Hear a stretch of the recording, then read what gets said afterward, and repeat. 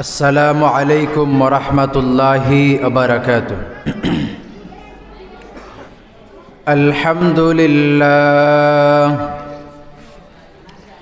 الحمد لله الذي هدانا بالقرآن وفضلنا بالإسلام.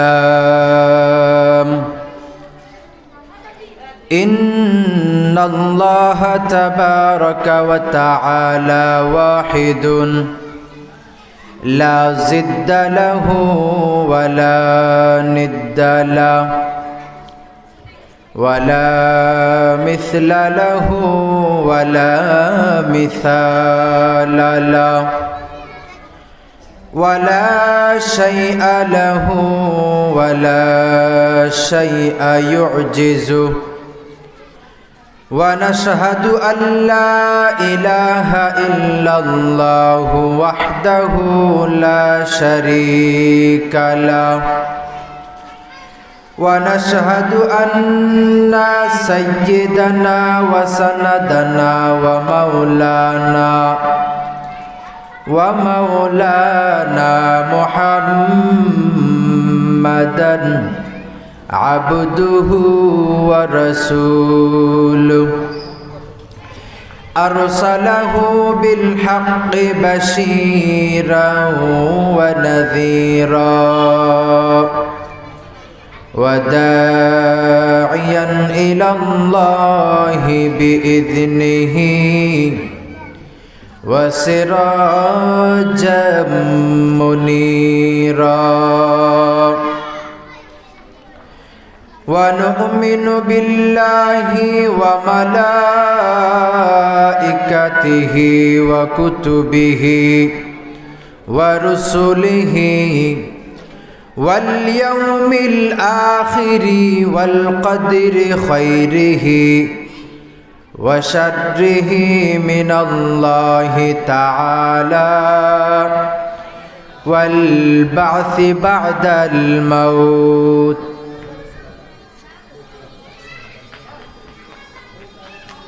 ونعترف أن القرآن كتاب الله والكتب المنزلة على المرسلين والحمد لله رب العالمين.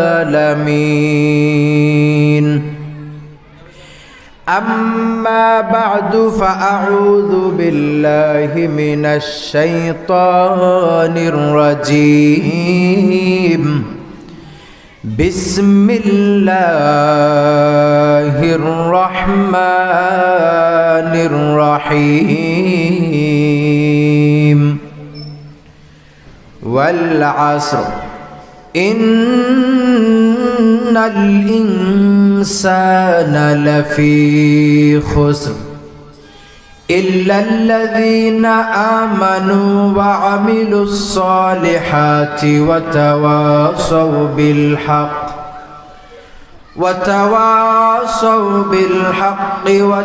وتواصوا بالصبر. صدق الله العظيم وصدق رسوله النبي الكريم. ونحن على ذلك من الشاهدين والشاكرين والذاكرين والحمد لله رب العالمين. وقال رسول الله صلى الله عليه وسلم اتقوا مزلة العالم ولا تقطعوه وانتظروا فيئته أو كما قال عليه الصلاة والسلام. اللهم صل على محمد وعلى آل محمد كما صليت على إبراهيم وعلى آل آل إبراهيم إنك حميد مجيد اللهم بارك على محمد وعلى آل محمد كما باركت على إبراهيم وعلى آل إبراهيم إنك حميد مجيد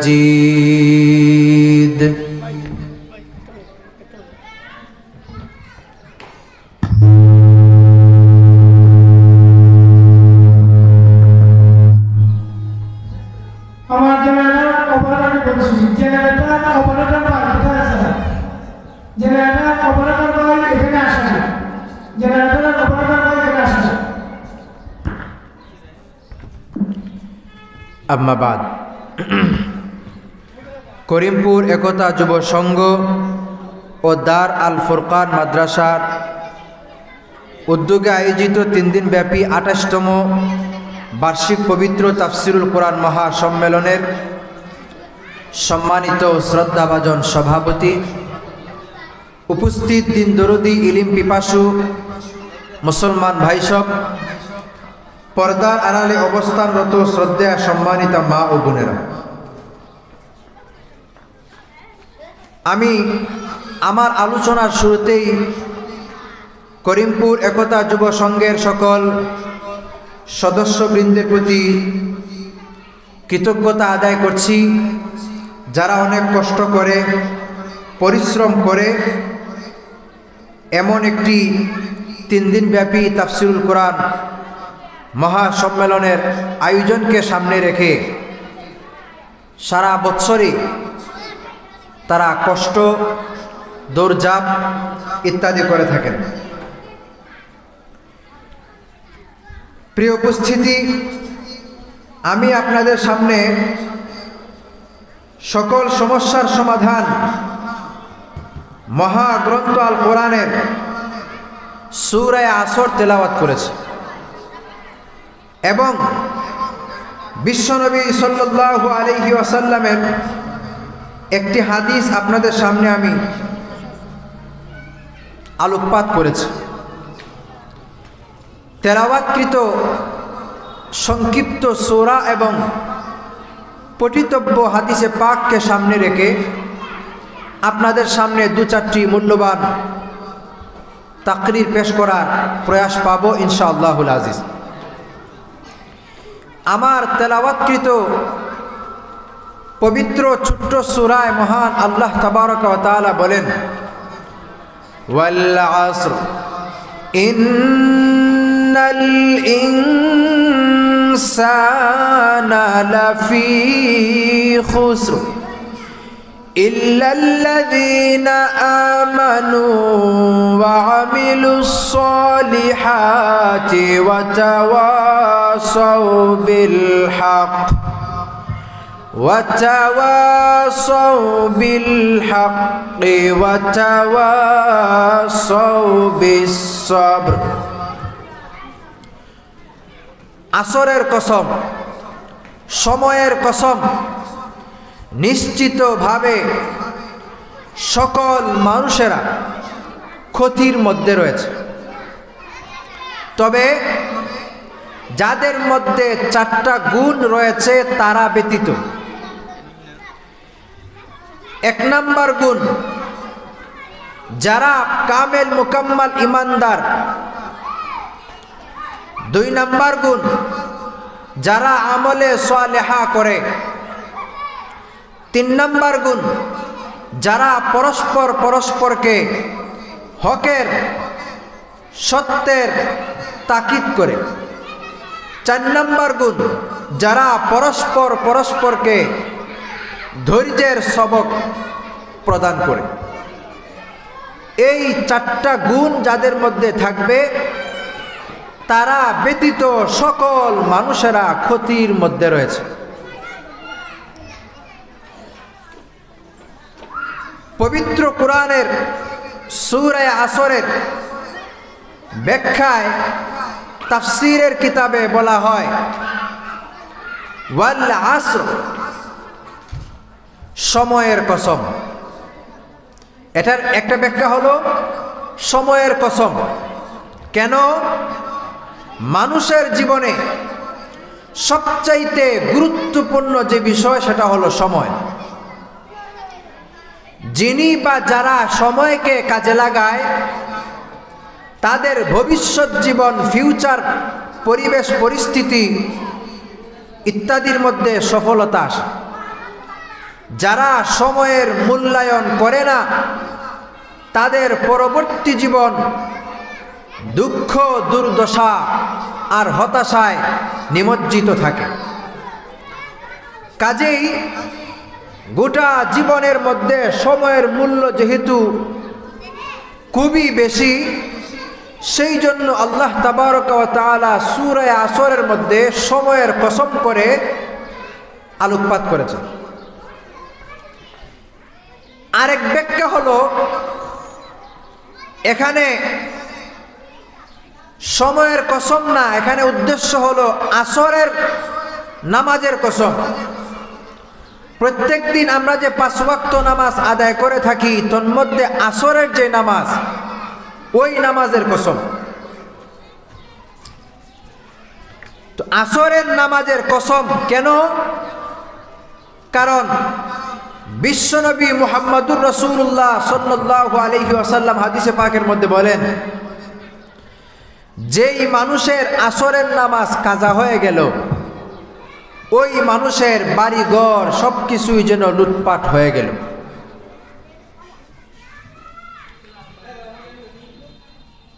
আরেক হাদিসে পাওয়া যায় বিশ্বনবী সাল্লাল্লাহু আলাইহি ওয়াসাল্লাম আক্ষেপের সাথে বলেন, সূর্য লাল হয়ে গেল, আসরের আজান হলো, জামাত হলো, কিন্তু ওই ব্যক্তির নামাজের কোনো খবর নাই। সূর্য যখন একদম শেষ প্রান্তে, হঠাৎ তড়িঘড়ি করে সে উঠল আর 4টা ঠুকর মারল। এটা হলো মুনাফিকি নামাজ। তাহলে বিশ্বনবী মুহাম্মদুর রাসূলুল্লাহ সাল্লাল্লাহু আলাইহি ওয়াসাল্লাম আসরের নামাজের ব্যাপারে কত গুরুত্ব দিয়েছেন। পবিত্র কোরআনে, মহাগ্রন্থ আল কোরআনে আল্লাহ তাবারক ওয়া তাআলা সলাতে উস্তা দ্বারা কি বুঝিয়েছেন? অধিকাংশ মুফাসসিরিনে কেরাম তাফসীরের কিতাবে বলেন সলাতে উস্তা দ্বারা উদ্দেশ্য হলো আসরের নামাজ। 5 ওয়াক্ত নামাজের কথা উল্লেখ করার পরে বিশেষ করে আসরের নামাজের কথা আল্লাহ উল্লেখ করেছেন। আসরের নামাজের গুরুত্ব কতটুকু কোরআনের আয়াতের অর্থ রাসূলের হাদিস থেকে বুঝে আসে। এই গুরুত্বপূর্ণ একটা ইসলামের বিধানের কসম করে আল্লাহ তাবারক ওয়া তাআলা বলেছেন। এখানে কিসের কসম? আরেক ব্যাখ্যা হলো এখানে ওই সময় উদ্দেশ্য বা ওই কাল উদ্দেশ্য যেই সময়ে নবী, বিশ্বনবী, তাজদারে মদিনা, সরকারে দু আলম, মক্কি নবী, মাদানী নবী, সৈয়দুল মুরসালিন, খাতামুন নবিয়্যিন, সৈয়দুল আম্বিয়া হযরত মুহাম্মদুর রাসূলুল্লাহ সাল্লাল্লাহু আলাইহি ওয়াসাল্লামের রিসালাতপূর্ণ এবং খেলাফতপূর্ণ সময়কে উদ্দেশ্য করা হয়েছে। সময়ের কসম বলি, আসরের নামাজের কসম বলি, আর নবীজির রিসালাতপূর্ণ অবস্থার কসম বলি, সবগুলির মাধ্যমে আল্লাহ তাবারক ওয়া তাআলা এখানে গুরুত্ব আরোপ করেছেন। কোরআনের কথা, আল্লাহর কথা গুরুত্ব বোঝার জন্য এটাই যথেষ্ট। কিন্তু আল্লাহ তাবারক ওয়া তাআলা পবিত্র কোরআনে নিজের কথা শেয়ার করার সাথে সাথে কসমের বিষয়টা উল্লেখ করেছেন। তাহলে কেমন দামি কথা! ওয়াল আসর, সময়ের কসম, ইন্নাল ইনসানা লাফি খুসর, নিশ্চিতভাবে সকল মানুষেরা ক্ষতির মধ্যে রয়েছে। ইল্লাল্লাযীনা আমানু ওয়া আমিলুস সালিহাত, তবে যারা ঈমানদার, যারা সৎ কাজ করেছে, ওয়া তাওয়াসাউ বিল হক, যারা পরস্পরকে হকের তাকিদ করেছে, ওয়া তাওয়াসাউ বিস সাবর, যারা পরস্পরকে ধৈর্যের সবক প্রদান করেছে। এই চারটা গুণ যার মধ্যে থাকবে, এই চারটা গুণ যাদের মধ্যে থাকবে, ওই মানুষেরা ক্ষতির সম্মুখীন না, তারা সফলতার ভাগীদার। এই জন্য আমাদেরকে এই বিষয়টার প্রতি গুরুত্ব আরোপ করতে হবে। এই পৃথিবীতে চারটা মাযহাব সুপ্রসিদ্ধ পরিচিত, তন্মধ্যে একটা মাযহাবের নাম হলো শাফিঈ মাযহাব। এই সূরার ব্যাখ্যায় পাওয়া যায় ইমামে শাফিঈ রাহমাতুল্লাহি আলাইহি তিনি বলেন, পবিত্র কুরআনের কোনো আয়াত যদি অবতীর্ণ না হতো, শুধুমাত্র কেবলমাত্র সূরা আসর যদি অবতীর্ণ হতো, একজন বুদ্ধিমান মানুষের জন্য, বিবেকবান মানুষের সফলতার জন্য এই সূরা আসরটাই যথেষ্ট হতো। শুধু তাই নয়, আগেকার উলামায়ে কেরামগণ, বুজুর্গানে দ্বীন একে অপরের সাথে সাক্ষাৎকালে তারা একজন আরেকজনকে সূরা আসর শোনাতেন। কতটা মহব্বত করতেন এই সূরাকে। তাহলে বোঝা গেল পবিত্র কোরআনের সূরা আসর খুবই গুরুত্বপূর্ণ একটা সূরা। এই সূরার অর্থ ব্যাখ্যা আমাদের জানা প্রয়োজন। কাজেই আমাদেরকে পবিত্র কোরআনের আয়াত পড়া, মর্ম বুঝা এবং সেই অনুযায়ী নিজের জীবনকে বাস্তবায়ন করা, আল্লাহর হাবিব সাল্লাল্লাহু আলাইহি ওয়াসাল্লামের সুন্নতে গোটা জীবনকে আপাদমস্তক সজ্জিত করা আমাদের ঈমানি দায়িত্ব, নৈতিক দায়িত্ব, জীবনী দায়িত্ব। প্রিয় হাজিরিন, প্রথম গুণ হলো ইল্লাল্লাযীনা আমানু, যারা ঈমানদার, যাদের মধ্যে ঈমানের দৌলত রয়েছে। বলা হয় একজন মানুষের জীবনে যত গুরুত্বপূর্ণ আর দামি নিয়ামত আছে, তন্মধ্যে সবচাইতে দামি নিয়ামত, সবচাইতে আল্লাহর পক্ষ থেকে আমাদের পরম পাওয়ার সবচাইতে গুরুত্বপূর্ণ যেই বিষয়, সেটা হলো ঈমানের দৌলত। হযরতে আব্দুল্লাহ ইবনে ওমর রাদিয়াল্লাহু তাআলা আনহু, সাহাবায়ে কেরাম রাদিয়াল্লাহু তাআলা আনহুদের ঈমানের হালত সম্পর্কে বলেন, মুসান্নাফে আব্দুর রাজ্জাকের বিবরণ, আল ঈমানু ফি কুলুবিহিম আযমু মিনাল জিবাল। সাহাবায়ে কেরাম রাদিয়াল্লাহু তাআলা আনহুদের হৃদয়ে পাহাড়ের চাইতেও কঠিন, পাহাড়ের চাইতেও মজবুত ভাবে সাহাবায়ে কেরাম রাদিয়াল্লাহু তাআলা আনহুদের হৃদয়ে ঈমান প্রতীত হয়ে আছে। আল ঈমানু ফি কুলুবিহিম আযমু মিনাল জিবাল, পাহাড়ের চাইতেও কঠিন, পাহাড়ের চাইতেও মজবুতির সাথে সাহাবায়ে কেরাম রাদিয়াল্লাহু তাআলা আনহুদের হৃদয়ে ঈমান গচ্ছিত আছে, ঈমান প্রতীত হয়ে আছে। সুবিশাল পাহাড়, হিমালয় পর্বত দেখতেই তো ভয় লাগে। এগুলোর চাইতেও কঠিন, এগুলোর চাইতেও মজবুত, এগুলোর চাইতেও ভারীভাবে এক সাহাবায়ে কেরামের হৃদয়ে ঈমান গচ্ছিত ছিল, প্রতীত ছিল। ইল্লাল্লাযীনা আমানু, যারা ঈমানদার, তারা ক্ষতি থেকে বেঁচে যাবে।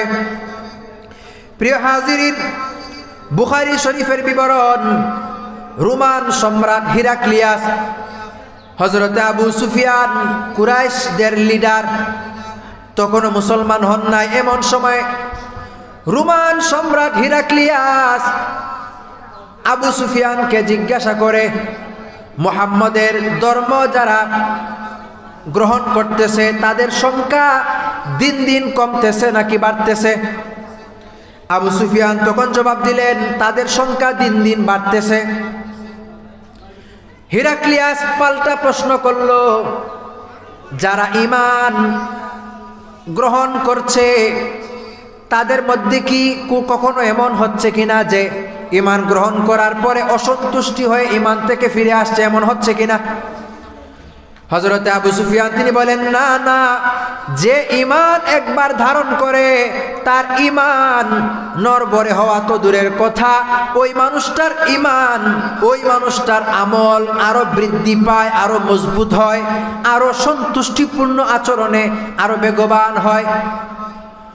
রোম সম্রাট হিরাক্লিয়াস তখন জবাব দিয়ে বলে, তাহলে এটা সত্য এবং এটা পূর্ণ ঈমানের আলামত।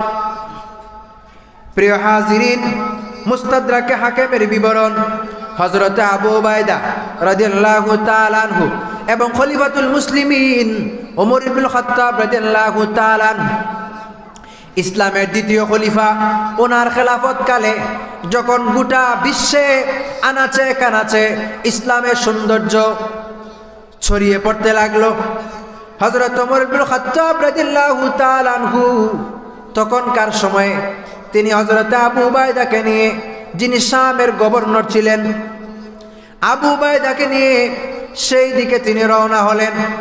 হঠাৎ রাস্তার মধ্যে একটা জায়গা আসলো, অগভীর, গভীর না, সামান্য পানি, স্বেচ্ছেদ জায়গা। খলিফাতুল মুসলিমিন উট থেকে নেমে গেলেন, নিজের মোজা খুলে কাঁধের মধ্যে রাখলেন এবং উটের লাগাম নিজ হাতে রেখে তিনি ওই পানিটা পাড়ি দিলেন। প্রিয় হাজিরিন, আমাদের বর্তমান প্রচলিত সমাজে স্বাভাবিক একজন উপজেলা চেয়ারম্যান যদি হয় অথবা এমপি যদি হয়, তাদের সাথে সাক্ষাৎ করতে হলে, তাদের সাথে দেখা করতে হলে আলাদা শিডিউল থাকে। 2-3 দিন দালালদের কাছ থেকে, চামচাদের কাছ থেকে অথবা ওনার বিশ্বস্ত সহচর দেহরক্ষীর কাছ থেকে টাইম নেওয়ার পরে, ওনার কাছে যখন 2-3 দিন সময় নেওয়ার পরে একদিন সময় চান্স পাওয়া গেল, ওই দিন যখন তার সাথে সাক্ষাৎ করতে গেল, তখন এমপি মহোদয় তিনি বলেন, আজকে আমার সময় নাই, অমুক দিন এসো। অমুক দিন যাওয়ার পরে বলে, আজকে আমার শিডিউল খালি নাই, অমুক দিন আসো। এই ভাবসাব থাকে। অথচ খলিফাতুল মুসলিমিন হযরত ওমর রাদিয়াল্লাহু তাআলা আনহু এত বড় খলিফা, তিনি এত বড় খলিফা হওয়ার পরেও, খলিফাতুল মুসলিমিন হওয়ার পরেও উটের লাগাম যখন নিজের হাতে নিলেন, নিজের পায়ের মৌজা খুলে যখন কাঁধের মধ্যে রাখলেন, হযরতে আবু উবাইদা এই দৃশ্য দেখে তিনি অবাক হয়ে গেলেন এবং বললেন, হযরত, আপনি একজন খলিফাতুল মুসলিমিন, আপনি এখন যে কর্মটা করেছেন, এই দৃশ্যপট শামবাসী শহরের মানুষেরা দেখার পরে আপনাকে তো অভ্যর্থনা জানাবে না, কারণ খলিফাতুল মুসলিমিন হিসাবে আপনার তো একটা আলাদা ভাবসাবের প্রয়োজন আছে। এত বড় মুসলিম জাহানের খলিফা হওয়ার পরেও কিভাবে আপনি মোজা কোলে কাঁধের মধ্যে রেখে দিলেন? আপনি এত বড় বাদশা হওয়ার পরেও কিভাবে উটের লাগাম নিজ হাতে নিয়ে আপনি এটা পাড়ি দিলেন? খলিফাতুল মুসলিমিন তখন তিনি ধমকের স্বরে বললেন যে, আল্লাহ তাবারক ওয়া তাআলা তিনি আমাদেরকে ইসলামের কারণে তিনি আমাদেরকে এই সম্মান দান করেছেন। এখন আমরা যদি ইসলামের মডেল, ইসলামের আদর্শকে বাদ দিয়ে যদি আমরা মানুষের কথা মতো অথবা মানুষের বানানো অথবা মানুষের বুঝ অনুযায়ী আমাদেরকে চলতে হয়, তাহলে আল্লাহ না করুন যে রব আমাদেরকে বিজয় দান করেছেন, ওই রব তিনি আমাদেরকে আবার লাঞ্ছিত করতে পারেন। সাহাবায়ে কেরাম ইমানের প্রতি, ইসলামের প্রতি, ইসলামী কর্মকাণ্ডের প্রতি তাদের মনোভাব কেমন ছিল? প্রিয় হাজিরিন, বুখারীর আরেকটা বিবরণ, ইসলামের শুরু সময়ে যখন মুসলমানগণ একে একে ইসলাম ধর্ম ধারণ করতে লাগলেন, হযরত আবু বকর সিদ্দিক রাদিয়াল্লাহু তাআলা আনহু ইসলামের জয়ধ্বনি কোরআন তেলাওয়াত, নামাজ ইত্যাদি এবাদতগুলো, এই এবাদতগুলো যখন সামনাসামনি করা যাচ্ছিল না, কাফেরদের পক্ষ থেকে জুলুম নির্যাতনের শিকার হওয়া লাগতো। হযরত আবু বকর চিন্তা করলেন, লোক চক্ষুর আড়ালে আবদালে এভাবে ইবাদত করে শান্তি পাওয়া যায় না, আমি এখান থেকে চলে যাব, হাবশায় চলে যাব। চলেও যাচ্ছিলেন, প্রতিমধ্যে দেখা হলো ইবনু দাগিনার সাথে। ইবনু দাগিনা বলে, হে আবু বকর, কোথায় যাও? তিনি বলেন, এই আমার হালত, আমি আমার এলাকা ছেড়ে চলে যাচ্ছি। আল্লাহর দিন, আল্লাহর বরত্বের জয়ধ্বনি পৃথিবীতে আমি ঘুরবো আর উচ্চারণ করতে থাকবো। তখন ইবনু দাগিনা বলে, হে আবু বকর, তোমার মতো একজন মানুষ, যেই মানুষ গরিব অসহায় নিঃস্ব মানুষদের সাথী, যেই মানুষ গরিব অসহায় নিঃস্ব মানুষদের সাথী, যেই মানুষটা সমাজের বিভিন্ন বিপদ আপদের সাথী হয়ে যায়, ওই মানুষটা নিজের এলাকা ছেড়ে যে চলে যাবে, এটা হতে পারে না। তোমার আশ্রয় আমি গ্রহণ করলাম, তুমি ফিরে এসো। আবু বকর তিনি ফিরে গেলেন। ফিরে যাওয়ার পরে কুরাইশবাসী শর্ত আরোপ করল যে, আমরা ইবনু দাগিনা যেহেতু আশ্রয় দিয়েছো, আমরাও তোমার আশ্রয় গ্রহণ করলাম, তবে শর্ত হলো আবু বকর ঘরের ভিতরে তেলাওয়াত করতে হবে, আবু বকর ঘরের ভিতরে তার নামাজ কালাম পড়তে হবে, ঘরের বাহিরে করা যাবে না। আবু বকর তিনি মেনে নিলেন, চলে আসলেন, ঘরের ভিতরে নামাজ পড়তেছিলেন, ঘরের ভিতরে তেলাওয়াত করতে লাগলেন, কিন্তু শান্তি লাগে না।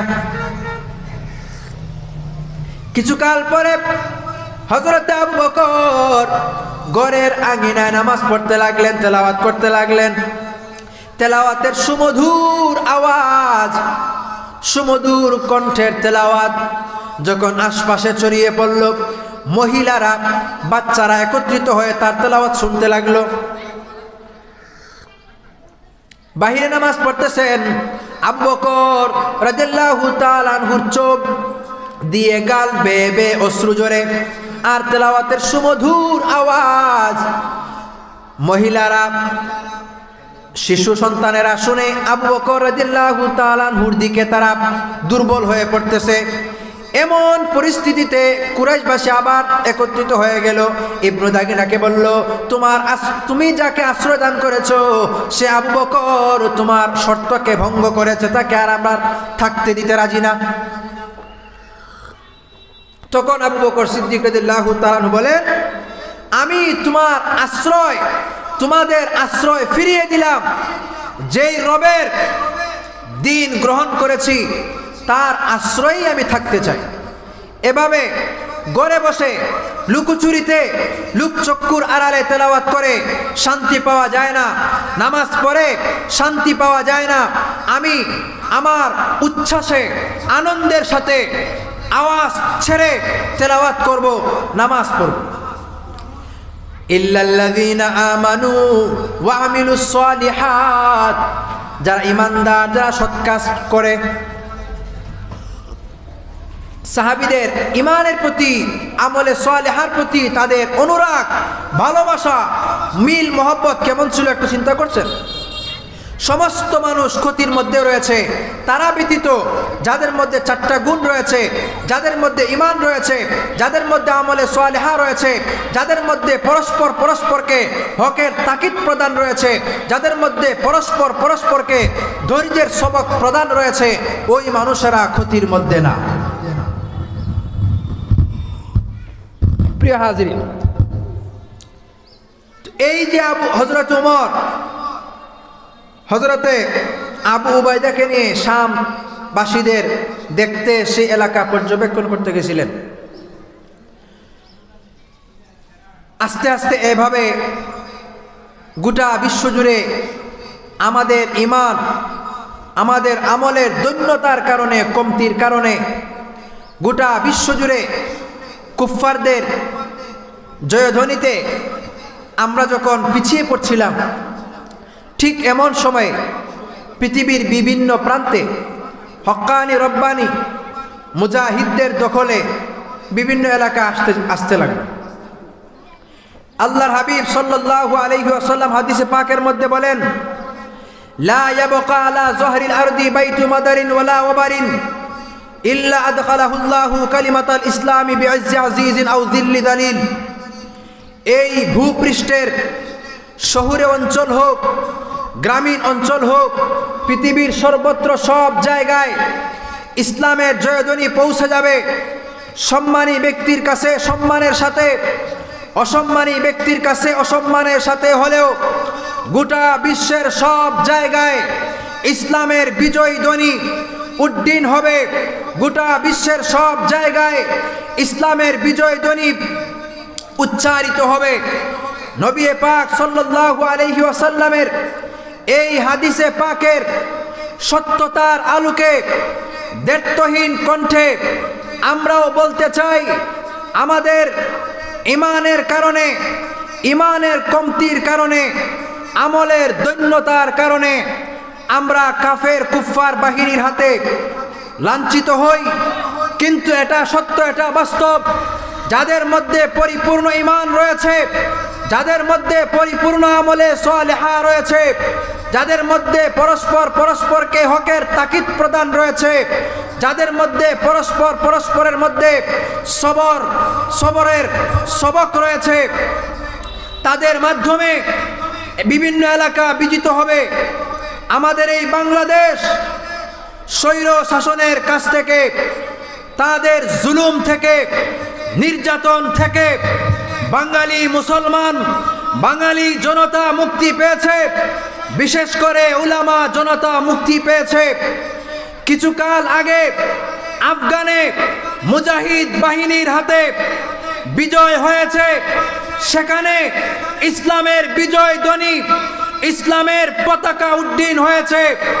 এই শাম, সিরিয়া, দামেস্ক, সেখানেও মুসলিম বাহিনীর হাতে বিজয় এসেছে।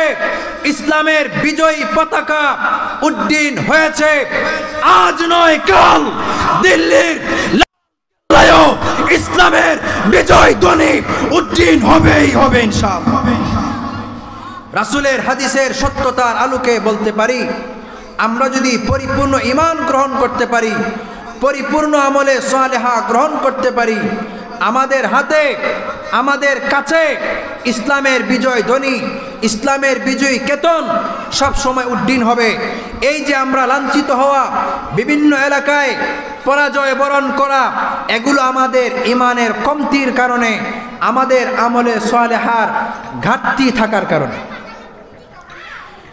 ইল্লাল্লাযীনা আমানু ওয়া আমিলুস সালিহাত, যারা ঈমানদার, যারা সৎ কাজ করে, তারা ক্ষতির মধ্যে নাই। ওয়া তাওয়াসাউ বিল হাক্কি ওয়া তাওয়াসাউ বিস সাবর, যারা পরস্পরকে হকের তাকিদ প্রদান করে, পরস্পরকে ধৈর্যের সবক প্রদান করে, এই চারটা গুণ যাদের মধ্যে রয়েছে তারা ক্ষতির মধ্যে না। প্রিয় হাজরিন, এই চারটা গুণ আমাদেরকে পুঙ্খানুপুঙ্খভাবে বুঝতে হবে এবং সেই অনুযায়ী আমাদের জীবনকে বাস্তবায়ন করতে হবে। ঈমানের পথে চলতে গিয়ে বিভিন্ন পরীক্ষা আসবে, মুসিবত আসবে, এগুলোর উপর আমাদেরকে ধৈর্য ধারণ করতে হবে। হযরতে সাদ বিন আবি ওয়াক্কাস রাদিয়াল্লাহু তাআলা আনহুর ঘটনা, সিয়ারু আলামিন নুবালার বিবরণ। স্বাভাবিকভাবে সন্তানকে মা বাবা মহব্বত করে থাকে, বিশেষ করে মার প্রতি সন্তানের ভালোবাসাটা একটু বেশিই থাকে। এটা স্বাভাবিক যে মায়ের প্রতি সন্তানের ভালোবাসা থাকা, সন্তানের প্রতি মায়ের ভালোবাসা থাকা স্বাভাবিক বিষয়। কিন্তু মাঝে মধ্যে এমনটাও তো আছে যে ওই ছেলেটা তার মায়ের জন্য একটু বেশি পাগল, মা তার অমুক ছেলের জন্য একটু বেশি পাগল। তো এইরকমভাবে হযরতে সাদ বিন আবি ওয়াক্কাস রাদিয়াল্লাহু তাআলা আনহু, তিনি তার মায়ের প্রতি, মায়ের ভালোবাসার প্রতি, মায়ের যত্নের প্রতি একটু বেশি পাগল ছিলেন। হযরতে সাদ বিন আবি ওয়াক্কাস রাদিয়াল্লাহু তাআলা আনহু যখন ইসলাম গ্রহণ করলেন, মা পেরেশান হয়ে গেলেন। আমার ছেলে আমার বাপ দাদার ধর্ম ছেড়ে ইসলাম ধর্ম গ্রহণ করেছে, তাকে কিভাবে ফিরানো যায়? মা মনে করলেন আমার সন্তান আমাকে খুব বেশি মহব্বত করে। হে সাদ বিন আবি ওয়াক্কাস, যেই দিন তুমি গ্রহণ করেছো ওই দিন থেকে যদি তুমি ফিরত না আসো, তোমার মহব্বতের মমতাময়ী মা আমি, তুমি যদি ইসলাম ধর্ম ত্যাগ না করো তাহলে আমি খাওয়া দাওয়া ছেড়ে দিব। সাদ বিন আবি ওয়াক্কাস বলেন, মা আপনি খাওয়া দাওয়া ছেড়ে দিবেন এটা আমি চাই না, তবে আমি যেই দিন গ্রহণ করেছি ওই দিন ও আমি ছাড়তে রাজি না। মা নাসুরবান্দা হয়ে গেলেন, না না আমি খাবো না। না খেতে খেতে যদি পেরেশান হয়ে যাই, মরে যাই, লোকেরা বলবে তুমি মাতৃহত্যা, তুমি মাকে হত্যাকারী। সাদ বিন আবি ওয়াক্কাস রাদিয়াল্লাহু তাআলা আনহু এবার ভেবে দেখলেন, মাকে যদি বাঁচাতে হয়, মায়ের মন যদি রক্ষা করতে হয়, ইসলাম ছাড়তে হবে। আর যদি ইসলাম গ্রহণ করতে হয়, ইসলাম নিয়ে থাকতে হয়, তাহলে মাকে কষ্ট দিতে হবে। কি করা যায়, কি করা যায়? কঠিন পরীক্ষা সামনে চলে আসলো। সাদ বিন আবি ওয়াক্কাস রাদিয়াল্লাহু তাআলা আনহু সাফ সাফ জানিয়ে দিলেন, মা আপনার যদি 100টা প্রাণ থাকে, 100টা জীবন থাকে, আর আমি ইসলাম ধর্ম গ্রহণ করার কারণে অনাহারে থাকতে থাকতে যদি একটা না দুইটা না আপনার 100টা জীবন শেষ হতে পারে, আমি সাদ বিন আবি ওয়াক্কাস ইসলাম ধর্ম ত্যাগ করতে পারি না। ধর্মের প্রতি, ইমানের প্রতি কেমন উচ্ছ্বাস, কেমন ভালো লাগা, কেমন স্পিরিট, কেমন আবেগ, কেমন বিবেক সাহাবায়ে কেরামদের ছিল। ইল্লাল্লাযীনা আমানু ওয়া আমিলুস সলিহাত, যারা ঈমানদার, যারা পরস্পরে, যারা ঈমানদার, যারা সৎ কাজ করে, ওয়া তাওয়াসাউ বিল হক ওয়া তাওয়াসাউ বিস সাবর, যারা পরস্পরকে হকের তাকিদ প্রদান করে, যারা পরস্পরকে ধৈর্যের তাকিদ প্রদান করে, তারা সফল কাম। ইসলাম ধর্ম গ্রহণ করে ইসলামের উপর থাকতে হলে, ইসলাম ধর্ম গ্রহণ করার পরে ইমানের দৌলত নিয়ে থাকতে হলে নানা সময়ে অনেক পরীক্ষা আমাদের জন্য আসবে। সেই পরীক্ষাটা সামাজিক পরীক্ষা হতে পারে, সেই পরীক্ষাটা ফ্যামিলিগত পরীক্ষা হতে পারে, সেই পরীক্ষাটা দেশীয় হতে পারে, আন্তর্জাতিক হতে পারে।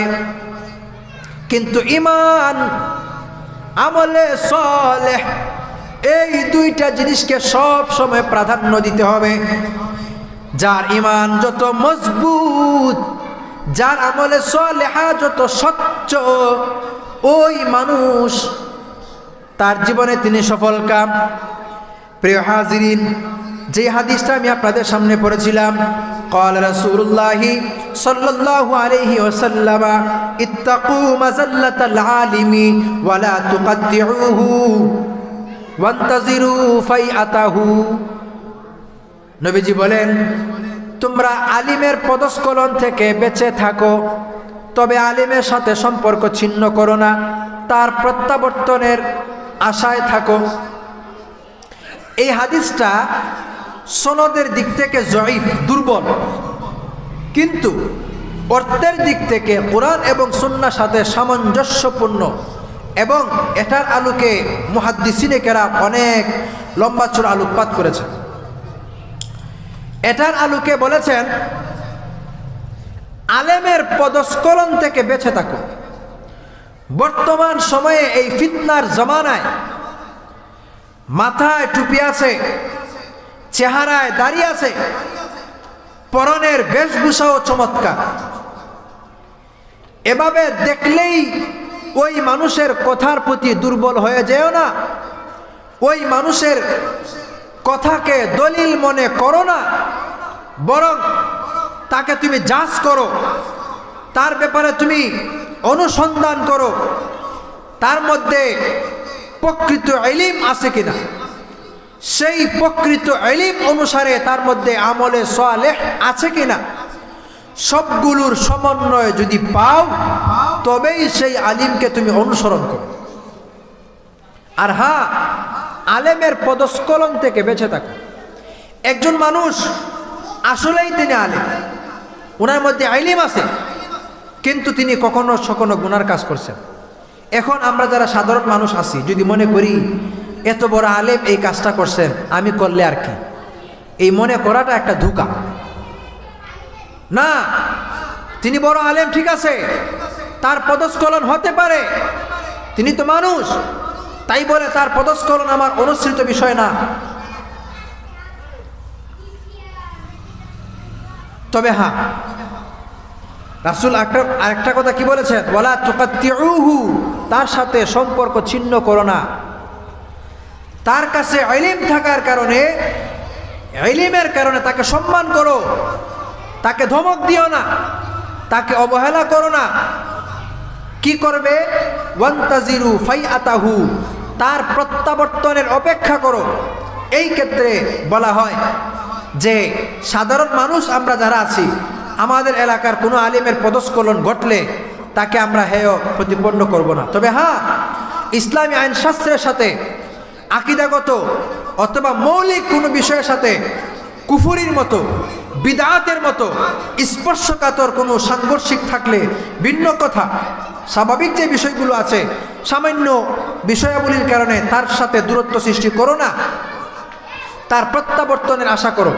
আর হ্যাঁ, কেউ যদি পথভ্রষ্ট হয়ে যায় তার জন্যও দোয়া করো। কি দোয়া?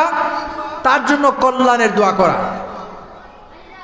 যদি আমি তার ব্যাপারে গুনাহ ছড়াই, বিদ্বেষ ছড়াই, তাহলে তো শুধু দুর্গন্ধই ছড়াবে। আর যদি তার জন্য কল্যাণের দোয়া করি, দুইটা সওয়াব পাবো। এক নাম্বার, আমি যে আরেকজন মানুষের কল্যাণের দোয়া করলাম, এটার কারণে নগদ আমি একটা সওয়াব পেয়ে গেলাম। দুই নাম্বার, আমি নালায়েক, অযোগ্য, অথর্ব, আমার দুয়ার বদৌলতে আল্লাহ জাল্লা শানুহু যদি ওই মানুষটাকে প্রকৃত হেদায়েত দিয়ে দেন, তাহলে প্রকৃত হেদায়েত পাওয়ার পরে মৃত্যু পর্যন্ত ওই মানুষটা যত ইবাদত করবে, যত ভালো কাজ করবে, ওই পরিমাণ সওয়াব আমার আমলনামায় আসবে। তাহলে শুধু শুধু বিদ্বেষ আর দুর্গন্ধ ছড়িয়ে কোনো লাভ নাই, তার জন্য কল্যাণের দোয়া করতে পারি। প্রিয় হাজিরিন, তবে আর একটা বিষয় বোঝা উচিত, হেদায়েত পাওয়ার জন্য দুইটা জিনিসের প্রয়োজন। এক নাম্বার কিতাবুল্লাহ, দুই নাম্বার রিজালুল্লাহ। কিতাবুল্লাহ দ্বারা উদ্দেশ্য কি? আসমানি গ্রন্থ, শেষ গ্রন্থ, মহাগ্রন্থ আল কোরআন। রিজালুল্লাহ দ্বারা উদ্দেশ্য কি? নবী রাসূলগণ। আর এখানে আমাদের নবী এবং সাহাবায়ে কেরাম রাদিয়াল্লাহু তাআলা আনহুম আজমাইনগণ। রাসূলে পাক সাল্লাল্লাহু আলাইহি ওয়াসাল্লামের এক হাদিসে পাকের মধ্যে পাওয়া যায় যে মা আনা আলাইহি ওয়া আসহাবি, যার উপর আমি আর আমার সাহাবায়েগণ আছেন, যার উপর দ্বারা কিতাবুল্লাহ তথা কিতাবুল্লাহকে তোমরা আঁকড়ে ধরো, আমি এবং সাহাবায়ে কেরাম তথা রিজালুল্লাহ, অর্থাৎ আমাকে আমার সাহাবীদেরকে তোমরা অনুকরণ করো। কিতাবুল্লাহ মহাগ্রন্থ আল কোরআনকে আঁকড়ে ধরার মাধ্যমে রিজালুল্লাহ, আমি নবী পাক সাল্লাল্লাহু আলাইহি ওয়াসাল্লাম এবং আমার দেখিয়ে দেওয়া পথে পুঙ্খানুপুঙ্খভাবে চলনেওয়ালা সাহাবায়ে কেরাম রাদিয়াল্লাহু তাআলা আনহুমদেরকে অনুকরণ করার মাধ্যমে তোমরা সিরাতে মুস্তাকিমের উপর অটল এবং অবিচল থাকো। প্রিয় হাজির, এখন কথা হলো, যদি কোনো মানুষ শুধুমাত্র কিতাবুল্লাহকে আঁকড়ে ধরে আর বলে এই পবিত্র মহাগ্রন্থ আল কোরআন তিবিয়ানাল লিকুল্লি শাই, প্রত্যেকটা জিনিসের বিশদ বিবরণ যেই কিতাবে আছে, ওই কিতাব থাকতে নবী রাসূল মানব কেন, আর আলেমদের মানব কেন, হাদিস মানব কেন? ওই মানুষটা যেই রকমভাবে সুস্পষ্ট পথ ভ্রষ্টতার মধ্যে রয়েছে, ঠিক তদ্রূপভাবে কোনো মানুষ যদি মনে করে রিজালুল্লাহকে গ্রহণ করব, শুধু নবীর হাদিসকে গ্রহণ করব, তাহলে ওই মানুষটাও পথভ্রষ্টের মধ্যে রয়েছে। কারণ নবীর হাদিস ছাড়া, নবীর সুন্নাহ ছাড়া কিতাবুল্লাহ পালন হয় না, এবং কিতাবুল্লাহ নবীর সুন্নত ছাড়া বোঝা যায় না। কিতাবুল্লাহও লাগবে, নবীর সুন্নতও লাগবে। এখন বর্তমান প্রচলিত সমাজে তাবলিগ জামাতকে কেন্দ্র করে যেই দুই পক্ষ বলে আমরা চিনি, সবাই তো মুসলমান, স্পর্শকাতর যেই বিষয়, হযরতে সাদ কান্দলবি ওনার বিষয় সম্পর্কে সোশ্যাল মিডিয়া হ্যান্ডেল করে অনেকেই নেটিজেনদের কাছ থেকে, উলামাদের কাছ থেকে অনেক কথা বিবরণ শুনেছেন। আমি যদি এক কথায় বলি, একজন মানুষ ঠিক আছে, বড় মানুষ, কিন্তু ওনার পক্ষ থেকে যখন কোরআন, সুন্নাহ, কিতাবুল্লাহ, রিজালুল্লাহ সমর্থিত ইসলামী আইন শাস্ত্রের স্কেলের বিপরীতে ওনার কাজ ধরা পড়ল, হক্কানি রব্বানি উলামায়ে কেরাম, আহলে সুন্নাত ওয়াল জামাত উলামায়ে কেরাম ওনার ভুলগুলো যখন শনাক্ত করলেন এবং বিশ্ববিখ্যাত বিভিন্ন মাদারিস থেকে, বিভিন্ন ফতোয়া বিভাগ থেকে ওনার ক্ষেত্রে পরোয়ানা ফাতোয়া জারি হওয়ার পরেও যেই সকল দিন দরদি, এলিম পিপাসু মুসলমান ভাইসব আহলে সুন্নাত ওয়াল জামাত উলামায়ে কেরামদের আদর্শ মতাদর্শকে বাদ দিয়ে যারা অন্ধ অনুসরণ করেন হযরতে সাদকে, এই অন্ধ অনুসরণে উলামাকে বাদ দিয়ে ওনাকেই মাপকাঠি মনে করেন, ওনাকেই সর্বসাকুল্য মনে করেন, ওই সকল অনুসারী ব্যক্তি এবং অনুসৃত ব্যক্তি সকলেই পথ ভ্রষ্টের মধ্যে রয়েছে। এই জন্য আমাদের উচিত কি হবে?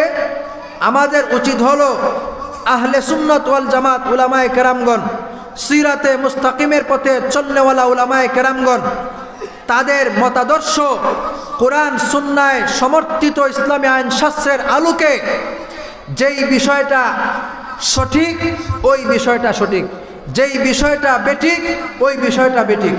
এখন এই ক্ষেত্রে তিনি যত বড় ব্যক্তি হোক, যত মাথা মোটাওয়ালা ব্যক্তি হোক, যাই হোক না কেন, তিনি আমরা তাদের অনুসরণ করতে পারি না। প্রিয় হাজিরিন, ইসলাম ধর্ম আমাদেরকে আল্লাহ তাবারক ওয়া তাআলা এই মেজাজ দিয়েছেন যে আমরা আরেকজনকে অনুসরণ করতে হয়। মনে করেন সাঁতার শেখার জন্য ইউরোপ কান্ট্রিতে এবং আমাদের এশিয়া মহাদেশের মিডল ইস্ট এলাকাগুলিতে, এখন ইদানিংকালে আমাদের দেশের শহরাঞ্চলেও সাঁতার শেখানোর জন্য প্রশিক্ষণ কেন্দ্র আছে, সাঁতার শেখানো হয়। আপনাদেরকে আমি বলি, মাছ যে পোনা ছাড়ে, পোনা কি পানির বাইরে ছাড়ে না পানির মধ্যে ছাড়ে? পানির মধ্যে ছাড়ে।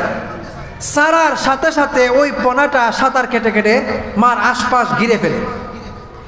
এই দৃশ্য সোশ্যাল মিডিয়ায় স্পষ্টভাবে পর্যবেক্ষণ করার পরে একজন মানুষ যদি মনে করেন আমার সন্তানটা মাত্র আজকে ভূমিষ্ঠ হয়েছে, মাছের চাইতে তো আমার সন্তানের আকল আরও বেশি, তাকে আমি পানির মধ্যে ছেড়ে দেই, সে সাঁতার কাটুক। আপনারা বলুন তো, এটা বুদ্ধিমানের কাজ হবে না বুদ্ধিহীনতার কাজ হবে? যদি কোনো মানুষ মাত্র ভূমিষ্ঠ হওয়া সন্তানকে পানির মধ্যে ছেড়ে দেয়, সাঁতার শিখবে দূরের কথা, সে মারা যাবে। এখন যদি প্রশ্ন করেন মাছের পোনা পানিতে আসার সাথে সাথেই সাঁতার কাটে, আর মানুষের বাচ্চা জন্ম হওয়ার পরপরই সাঁতার কাটে না কেন? তাকে প্রশিক্ষণ দিতে হয় কেন? আল্লাহ তাবারাক ওয়া তাআলা আমাদেরকে এভাবে সৃষ্টি করেছেন, এক একজনকে এক এক বৈশিষ্ট্য দিয়ে সৃষ্টি করেছেন। তো দ্বীনের পথে চলার জন্য, সিরাতে মুস্তাকিমের পথে চলার জন্য আমাদেরকে আরেকজনের অনুসরণ করতে হয়, মাধ্যম গ্রহণ করতে হয়। মাধ্যমের মধ্য দিয়ে দ্বীনের, ইবাদতের, আমলে সালেহাত, সুন্নতের এগুলোর সঠিক জ্ঞান হাসিল করতে হয় এবং সেই অনুযায়ী নিজের জীবনটাকে সাজাতে হয়। এটা আল্লাহ তাবারক ওয়া তাআলা সিস্টেমলি আমাদেরকে এভাবেই দিয়ে দিয়েছেন। আমি আমার উপসংহার হিসেবে বলছি, মুহাম্মাদুর রাসূলুল্লাহ সাল্লাল্লাহু আলাইহি ওয়াসাল্লামের উপর কোরআন অবতীর্ণ হয়েছে। আল্লাহ তাবারক ওয়া তাআলা ডাইরেক্ট দিয়ে দিতে পারতেন। জিবরাইল আলাইহিস সালাতু ওয়াস সালামকে মাধ্যম গ্রহণ করলেন কেন? হযরতে মূসা আলাইহিস সালাতু ওয়াস সালামের সাথে সরাসরি কথা বলতে পারতেন। ইতিহাসে পাওয়া যায় তুর পাহাড়ের গাছকে আল্লাহ মাধ্যম বানালেন কেন? কেন? আল্লাহ আমাদেরকে এই মেজাজ দিয়েই সৃষ্টি করেছে। আমাদেরকে আরেকজনে অনুসরণ করতে হবে, অনুসরণের মাধ্যমে নিজের জীবনকে ঢেলে সাজাতে হবে। কাজেই তবে অনুসরণ করার ক্ষেত্রে অন্ধ অনুসরণ, ব্যক্তি পূজা করা যাবে না। আল্লাহ তাবারক ওয়া তাআলা আমাদের সকলকে সূরা আসরের আলোকে সংক্ষিপ্ত দু চারটু যেই কথা বললাম, আল্লাহ তাবারক ওয়া তাআলা 4টা গুণ পুঙ্খানুপুঙ্খভাবে আমাদের মধ্যে নিয়ে আসার তৌফিক দান করেন। আমরা বলি